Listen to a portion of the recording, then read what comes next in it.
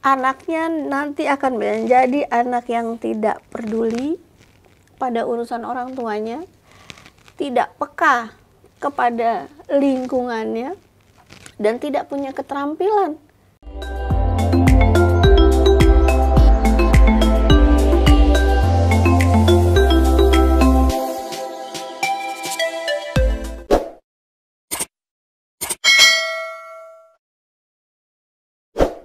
Assalamualaikum warahmatullahi wabarakatuh. Selamat datang, selamat berjumpa kembali dalam acara Jabat Tangan Podcast. Ini adalah sebuah program yang digagas oleh Insan Mandiri Cibubur dan juga SD Silaturahim Islamic School. Alhamdulillah hari ini kita kehadiran tamu yang keren. Siapakah dia? Kita sambut Bu Tias. Apa kabar? Waalaikumsalam. Bu Tias, gimana kabar Bu Tias? Alhamdulillah, saya baik, Mas. Alhamdulillah. Nggak apa-apa ini manggilnya Mas ya? Iya, saya memang Mas-Mas dan masih. Bukan Mbak-Mbak.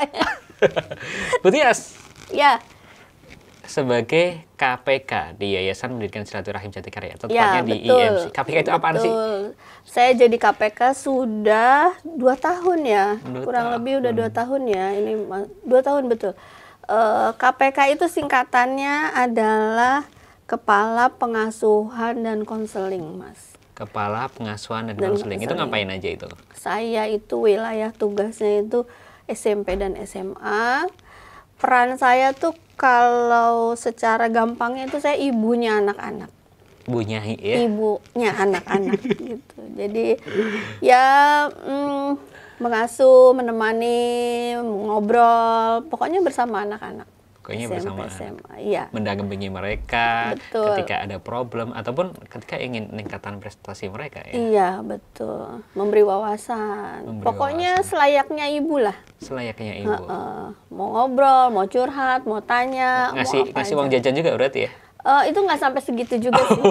Nggak sampai segitu. Tapi kalau saya ada rezeki, saya suka jajan-jajan juga kok.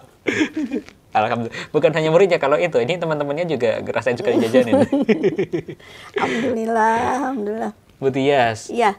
Ini sebagai KPK, Kepala Pengasuhan dan Konseling, apa sih programnya? Apa sih yang dihadapi? Oh, oke. Wah, panjang ini jawabannya ya. Kalau yang saya hadapi adalah remaja. Remaja itu laki-laki atau perempuan. Kebetulan di sekolah kita laki-laki ya kan, Mas? Laki-laki semua. Laki-laki menghadapi remaja ini luar biasa. Luar biasa seru, luar biasa menarik, dan luar biasa menantang. Seru. Saya jadi ingat lagunya Oma Irama tuh. Waduh, apa?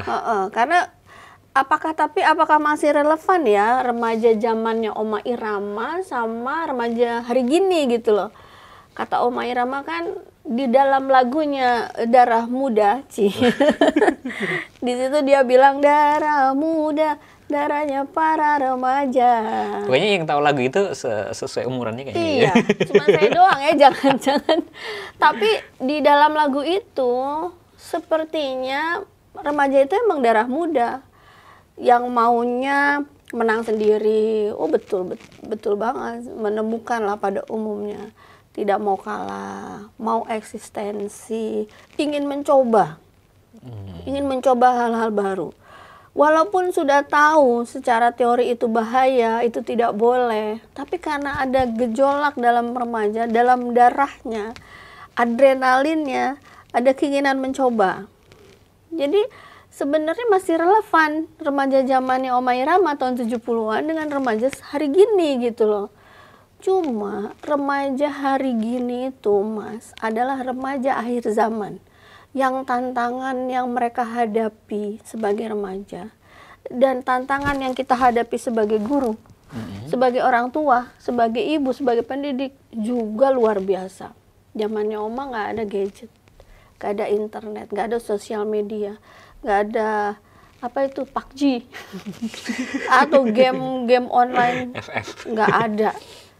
Sementara mereka anak muda itu ujiannya luar biasa, ujian dari luarnya. Jadi bagaimana kita nih orang tua, guru, nggak musuhin mereka gitu loh, tapi apa sih sebenarnya kecenderungan mereka, ayo temenin, jangan dibenci, karena anak-anak ini semakin kita benci, mereka makin menjauh. gitu. Jadi memahami saja apa sih yang mereka minati dari internet, apa sih yang mereka sukai dari internet, karena memang hidupnya di internet mas anak-anak zaman sekarang itu. Jadi bagaimana menarik dia dari dunia maya ke dunia nyata itu luar biasa bagi kita orang tua dan guru. Ayo nak kembali ke hidup yang nyata gitu loh, itu luar biasa, itu tantangan kita. Mungkin adanya gap juga ya, ketika dulu kita sebagai remaja mungkin tidak ada hal seperti itu. Sedangkan kita sebagai guru sekarang menemukan hal yang seperti itu. Anak-anak kita kayak gitu. Tantangannya beda sekali, berbeda, dan itu luar biasa, luar biasa. Pusing kepala. Kalau kayak gitu tuh pusing kepala bener. Kita guru, orang tua, yuk sama-sama memahami dunia mereka nih. Sambil memberi rambu-rambu nih buat mereka. Karena anak-anak saya, anak-anak kami itu di MC kan 2 tahun loh mas, lebih mereka itu hidup di online, belajar online, semuanya serba online kan. Dan ternyata itu membuat hidup mereka berubah, cara pandang, cara berkomunikasi juga berbeda, dan habit-habit buruk lah katakan ya, buruk seperti kecanduan gadget, sosial media. Kayaknya kalau nggak megang HP itu dia rasa kayak nggak ada, kayak ada yang kurang gitu. Kalau nggak megang laptop itu kayak ada yang kurang gitu dalam hidupnya gitu. Jadi ya kecanduan terhadap gadget, internet, sosial media, game segala macam, pornografi, bahkan anak-anak zaman sekarang kan udah hampir sangat semua mudah gitu ya. Lalu luar biasa. Itu kan juga rata-rata mungkin yang dihadapi oleh orang tua zaman sekarang. Betul, ya. Apa betul. sih program, apa sih solusinya sih agar hal-hal itu bisa kita minimalisir atau hindari kayak gitu? Iya. Yang pertama, insya Allah IMC itu selalu bergandengan tangan dengan orang tua. Karena itu kunci ya. Kuncinya ya. Jadi guru dan orang tua itu memang harus bersahabat, menjalin kerjasama. Karena yang kita sedang bimbing, kita tumbuhkan, kita hantar mereka ke masa depannya ini anak kita juga. Anak ibu bapak, anak kami juga gitu loh. Ayo sama-sama bergandengan tangan, memahami jiwa remaja itu seperti apa sih. Memahami itu kan akhirnya kita sampai kepada, oh iya ya, ini kebutuhannya remaja loh didengar. Memang agak aneh gaya-gaya anak remaja itu ya. Tapi kalau kita tahu jiwanya, tahu jalan pikirannya, mereka tuh punya kebingungan mas sebenarnya di otaknya dia itu loh. Dengan tubuhnya yang bertumbuh, kemudian juga mengalami pubertas, problem dia tuh banyak di kepala. Sehingga kalau dia berlaku aneh-aneh, tiba-tiba menyendiri, tiba-tiba cuek, tiba-tiba nggak mau tahu, tiba-tiba mengunci dalam kamar, senengnya ngunci dalam kamar, atau melakukan hal yang menurut orang tua, kok jadi begini anak saya, memang sedang proses pubertas. Mencari gitu. jati diri juga. Mencari jati diri. Jangan dijauhin, deketin. Pelajarilah Bapak Ibu bagaimana mendekati remaja. Kan itu anak Bapak Ibu. Jangan menyerah gitu loh. Jangan menyerah, ini anak Bapak Ibu. Aset Bapak Ibu loh. Akhirat, dunia akhirat gitu. Jangan takut, jangan pasrah. Tapi sabar, memang harus sabar. Memang luar biasa remaja zaman sekarang gitu. Jadi sekolah bekerja sama dengan orang tua. Kemudian sekolah membuat program. Misalnya dari bagaimana mengatasi kecanduan pornografi, kita ada program itu. Kita datangkan narasumbernya, yang ahlinya, terus kita ada trainer itu, jadi anak-anak dapat kayak training lah ya, secara berkala bagaimana mengatasi pornografi, kecanduan pornografi, bagaimana melawan pornografi, kemudian bagaimana mengatasi atau berhadapan dengan pelecehan seksual. Karena sekarang kejahatan seksual itu udah kayaknya kalau dulu tuh jauh suatu yang tidak mungkin gitu ya. Sekarang tuh pelecehan seksual bukan hanya kepada laki dan perempuan sama perempuan, laki sama laki. atau orang tua, banyak kan berita di luar sana orang tua, bahkan guru ke murid, ya gitulah yang kayaknya zaman dulu itu kayak tidak mungkin, tapi sekarang bisa mungkin gitu, bisa Kalau mungkin terjadi. secara umum itu kan ini yang dilakukan oleh Ibu sebagai KPK di sekolahan kayak gitu, membuat program-program kayak gitu. Tapi kalau hal dasar yang harus dimiliki orang tua untuk bisa menanggulangi anaknya dalam hal-hal yang bisa jauh menyimpang kayak gitu gimana tuh? Sebenarnya inilah pentingnya orang tua itu selalu belajar, ya. Orang tua karena anak kita itu hidup di zaman yang berbeda dengan zaman kita waktu remaja. Gitu. Jadi yang paling mendasar adalah orang tua pertama belajar dulu lah bahwa ini zaman berbeda, bagaimana cara mengatasinya. Sekarang banyak kok workshop parenting itu yang Bapak Ibu bisa ikuti, baik gratis maupun berbayar, tentang bagaimana mengelola anak remaja supaya gadgetnya itu bukan cuma sebagai alat entertainment, tapi juga sebagai alat produksi gitu loh. Kan anak-anak kita ini bermanfaat, ya. Manfaat anak-anak kita itu punya gadget kebanyakan untuk menghibur dirinya kan, TikTokan, Instagraman. Sekarang Instagram udah ditinggal sama remaja senangnya TikTokan. Lebih diiniin lagi, lebih lingkarannya lebih dikecilkan lagi. Remaja laki-laki lebih suka game gitu, atau bahkan pornografi gitu kan. Jadi udah diperkecil lagi. Jadi orang tua tuh harus lihat dulu itu jebakan-jebakan di luar sana itu. Jadi untuk penguasaan teknologi, penguasaan gadget, orang tua juga harus tahu ya. Jangan sampai kalah ya. Harus tahu, harus. Saya sebenarnya juga nggak pinter-pinter amat, Mas. Cuman saya suka gini sama anak-anak saya yang di rumah. Kan remaja-remaja juga. Ini apaan sih? Ibu ajarin dong. Aku suka gitu. Jadi nggak musuhin. Misalnya mereka asik ngapain sih? Aku nimbrung.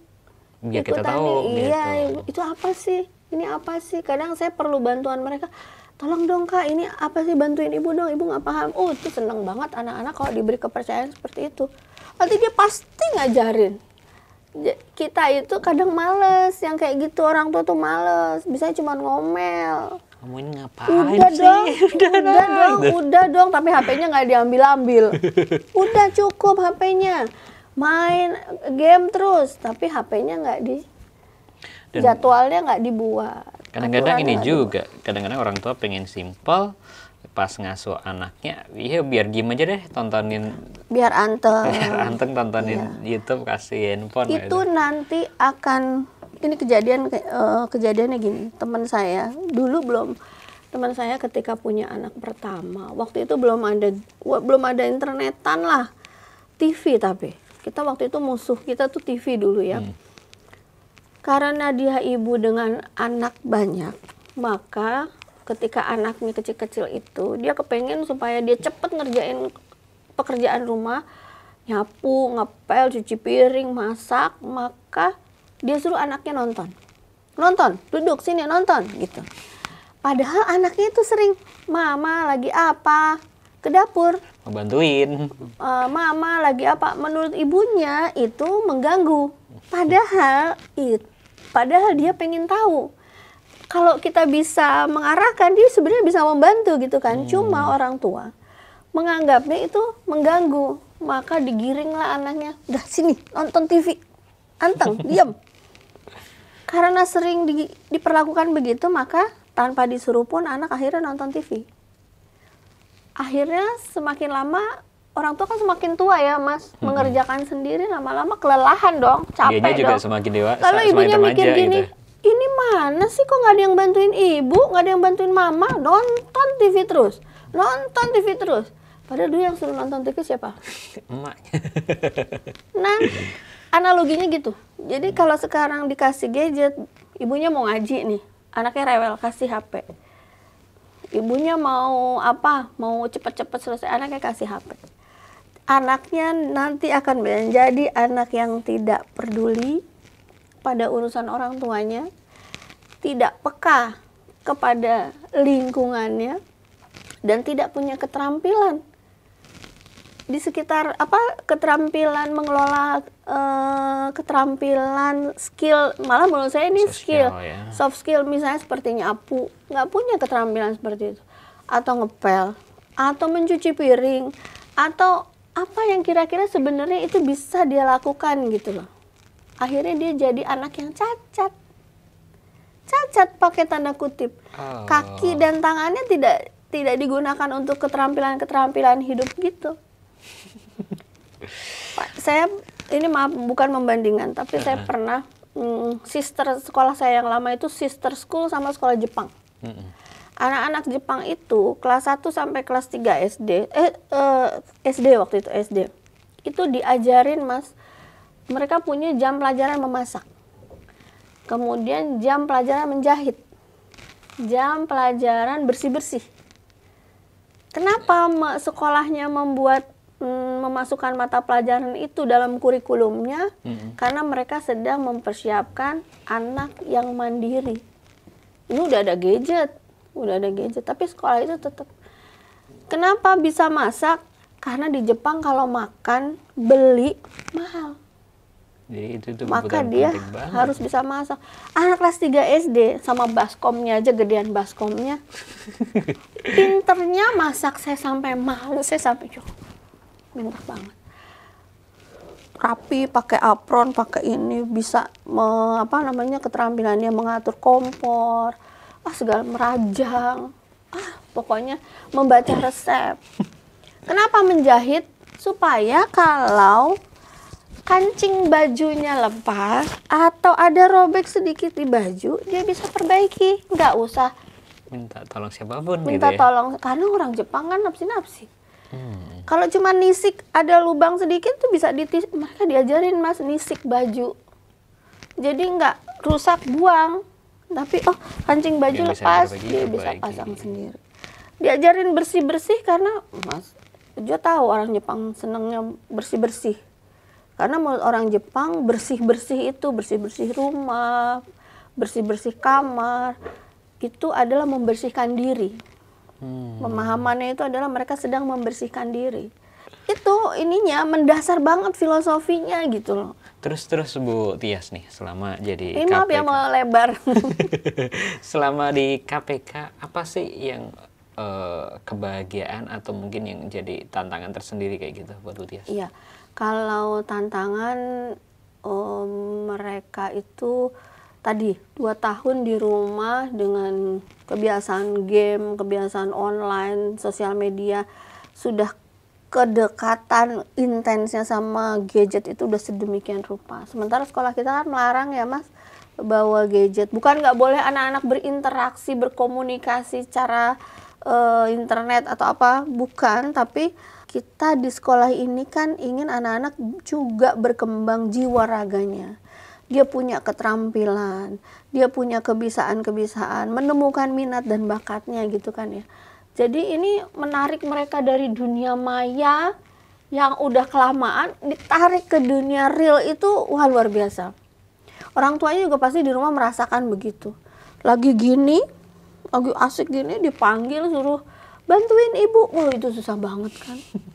Lagi asik gini dimarah-marahin nggak akan denger Mas, nggak akan denger. Jadi narik karena mereka ada di dunia lain. Maka kalau ngomong sama anak laki, mau minta tolong sama anak laki, jangan diteriakin. Gimana dong? Samperin, pegang, sentuh tangannya, tarik tangannya. Jangan teriakin percuma, nggak akan denger. Datengin, tepuk, pegang gini, tolongin ibu dong. HP-nya itu dulu, ditaruh dulu, ibu perlu bantuan. Jadi narik mereka yang udah sekian lama dari dunia maya ke dunia nyata itu luar biasa. Tapi ini kan kita sudah masuk ya, udah ini semester kedua ya masuk ya. Semester ya. Kita kemarin semester 1 bulan Agustus ya masuk ya. Agustus, September, Oktober, November. Untuk masuk. Tapi sebelum itu kan sebelum itu kan udah masuk sempat masuk juga kayak gitu. Jadi artinya udah hampir 2 semester. Ya, 2 Lalu semester. Progresnya gimana? Sebenarnya tidak semudah itu. Tidak semudah itu karena kebiasaan itu udah sangat melekat. 2 tahun lebih intens, kemudian kita kayak menyapih bayi. itu mengalami masa sakau karena nggak megang HP gitu, karena nggak lihat misalnya channel-channel kesukaannya, karena banyaklah anak-anak remaja kan, maka sekolah itu bikin program macam-macam. Ya namanya ekskul aja, kita ada berapa jenis ekskul, karena kepengen, yuk nak pilih nak, ayo jangan-jangan kamu punya minat di sini, punya bakat di sini, ayo cobain gitu. Kita juga kan mendatangkan narasumber keren supaya anak-anak kita terbuka wawasannya, ketemu kakak-kakak yang dapat universitas negeri, ketemu kakak-kakak yang masuk akademi, yang berprestasi, supaya termotivasi juga anak-anak kita gitu. Itu program KPK tuh Mas, ada master class namanya. Master class. Setiap bulan sekali kita mendatangkan ahlinya. Ahli di bidang masing-masing. Masing-masing. Jadi anak-anak ini kan taunya kalau mereka kalau mereka kuliah itu taunya kedokteran, hukum, atau politik, atau padahal dunia profesi itu sekarang di luar sana itu beragam. Mungkin banyak profesi-profesi yang sekarang itu secara udah penghasilannya udah tinggi, tapi dalam kuliah belum ada ya. Iya. Kayak YouTuber gitu-gitu. Dulu pernah nggak kita berpikir ada orang jual pulsa? Sekarang ada orang jual pulsa, jual casing, macam-macam. Sekarang sebenarnya dunia kerja itu luar biasa. Tinggal ini kreativitas. Anak-anak perlu punya kreativitas, sama link, temen yang banyak, temen yang real, jangan di dunia maya, temen yang real. Nanti di dunia kampus, kita sudah beri gambaran nih ke anak-anak nanti di kampus. Perbanyaklah pergaulan, karena dari kampus itulah nanti banyak kemungkinan kita untuk merambah dunia lah gitu katakan, mengembangkan minat dan potensi mereka gitu. Oke, terakhir Bu Tias. Oh iya, saya juga saya bekerja tidak sendiri Pak Jo, Mas Jo. Saya punya teman-teman yang kita itu saling berkoordinasi. Ya tanpa teman-teman ini saya juga tidak mampu lah ya. Tim BK SMP, SMA, wali-wali asrama, tim BK dari asrama juga kita saling berkoordinasi setiap pekan. Temuan-temuan apa yang mereka temukan baik di asrama, di kehidupan asrama maupun di sekolah, kalau itu bisa kita rembukin tuh bagaimana cara mengatasinya. Ada hal-hal apa aja ya setiap pekannya yang bisa dan dievaluasi. ini kita selalu infokan ke orang tua supaya orang tua juga tahu bahwa ada perkembangan apa. Jangan sampai orang tua berpikir kalau udah di asrama ya udahlah nanti pulang jadi cakep gitu ya. Tadinya nggak bisa ngaji jadi ngaji. Tidak semudah itu. Orang tua harus tahu prosesnya gitu. Orang tua harus tahu prosesnya. Dan alhamdulillah nih, ini terakhir ini kan kita sedang ada program Quran Camp dan progres anak-anak luar biasa tuh. Itu udah bukan ada yang sampai di akhir zaman Mas seperti ini ada anak-anak yang mau menghafal Quran. Itu luar biasa. Orang tuanya pasti beruntung sekali, pasti beruntung. Alhamdulillah, mudah-mudahan lancar semuanya ya. Ini masih ada sekitar berapa ya sampai akhir bulan ya? Sampai akhir bulan. Kemarin 27 Desember, berarti berakhir sekitar 26 lah ya. 26 atau 25 ya. Januari ya. Masih lama. Dan alhamdulillah itu kemarin dapat bocoran ya ada yang hafal 5 juz dan sebagainya. Wah, luar biasa. Oke, Bu Tias, terima kasih banyak sudah hadir sebagai tamu. Terima kasih banyak. Saya diberi podcast. Kesempatan cerita.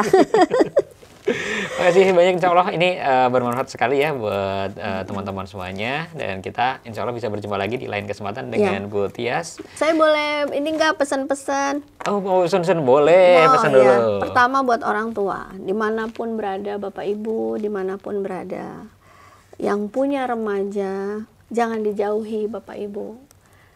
Jadikanlah mereka sahabat, jadikanlah mereka teman. Bapak Ibu kalau bisa Bapak Ibu lah jadi orang pertama yang mendengarkan cerita mereka. Dengarkan mereka, pasang wajah menyenangkan kepada mereka gitu ya. Karena anak-anak yang tidak betah di rumah, anak-anak yang lari dari rumah adalah anak-anak yang tidak didengar orang tuanya. Bisa jadi mereka tidak banyak cerita, tidak banyak ngomong. Karena tidak tahu bagaimana bercerita. Datengin.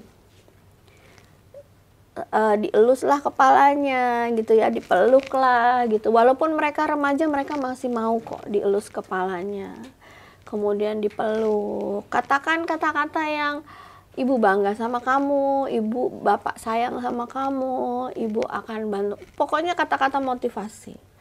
Dan jangan lupa wujud ekspresi sayang ya. Wujud ekspresi sayang. Jangan terus-menerus memberikan beban harapan-harapan kepada remaja. Itu juga membuat anak kabur dari orang tua. Kalau dia target mulu ya. Iya, ditarget. Harus ini. Kalau dia larinya ke tempat temen yang benar, selamat. Tapi kalau dia larinya ke tempat yang tidak, teman yang salah, bagaimana? Bapak Ibu pasti tidak akan siap. Dan bacakan Al-Fatihah ya Bapak Ibu buat anak-anak Bapak Ibu sebelum tidur. Lihatlah wajahnya, perhatikan wajahnya. Bacakan Al-Fatihah sebanyak-banyaknya buat anak Bapak Ibu. Insya Allah Allah menolong. Dan mendidik anak memang susah Mas Jo, luar biasa. Kalau kita nggak minta tolong sama Allah, kalau kita nggak deket sama Allah, wah ngeri di akhir zaman ini ngeri. Karena lawan kita, katakanlah ya, musuh kita di luar sana itu lebih menarik daripada bapak ibunya. Yang ngomel melulu, yang punya ngasih beban harapan melulu. Nggak asik. Nggak asik bapak ibu tuh zaman sekarang itu nggak asik. Jadi orang tua juga harus dekat sama Allah supaya kita tuh bisa lihat anak tuh, bisa ngawasin anak tuh sampai jarak berapa sih. Kalau di luar sana dia udah entah sama siapa, ngapain, kita nggak tahu. Kelihatannya di rumah oke, anteng-anteng, tapi kita nggak tahu. Iya, maka harus dekat sama Allah. Kita harus dekat sama Allah. Iya. Dan juga kita titipkan sama Allah ya. Iya, betul banget. Bismillah, insya Allah Bapak Ibu bisa. Oke, Bu Dias, terima kasih banyak ya. Ini pesan buat kita semuanya. Insya Allah bermanfaat sekali. Mudah-mudahan kita nanti bisa ngobrol. Amin. Lain kesempatan. Iya. Bapak Ibu semuanya, terima kasih. Assalamualaikum warahmatullahi wabarakatuh. Waalaikumsalam warahmatullahi wabarakatuh.